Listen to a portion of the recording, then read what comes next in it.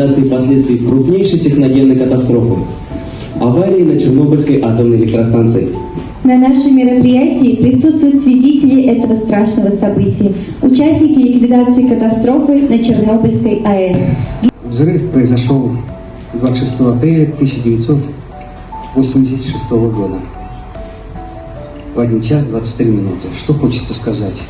Прошло очень много времени, в памяти все это осталось.